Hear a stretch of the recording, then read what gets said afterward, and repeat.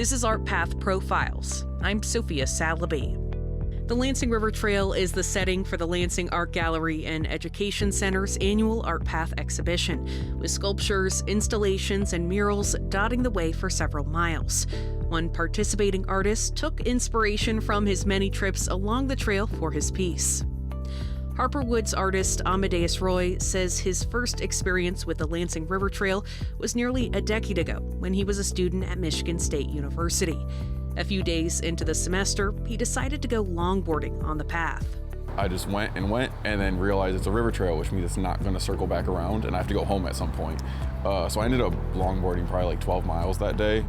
Roy says after that, he was always finding new spots to explore. Any day that I wasn't in class, I was venturing around all the way to like Hawk Island or Potter Park.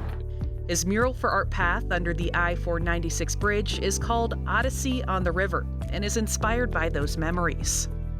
It is a commemoration to the Grand River and Red Cedar River, just kind of giving my thanks to them for how much time I've spent around them in my life and the impact that they've had.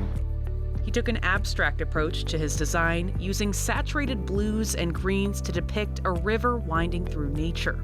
It's focused around a blue moving line that is the river itself, and then kind of layers of momentum that would be the banks, just kind of capturing the life that happens around the rivers. As a pop of contrast, he's added small flourishes of bright magenta to outline the curves of the river and the landscape he's painted.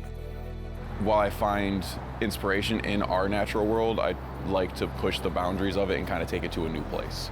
Roy calls it a happy accident if his mural reminds you of the designs on cups from the 1990s with zigzagged lines of teal and purple.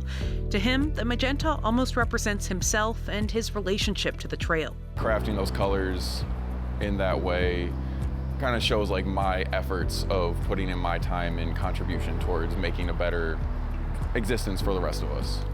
When Roy returned to mid-Michigan to paint the mural, he found himself biking around for miles just to reorient himself. It's almost like a homecoming in a way. He says taking these long treks is important when it comes to exploring a community.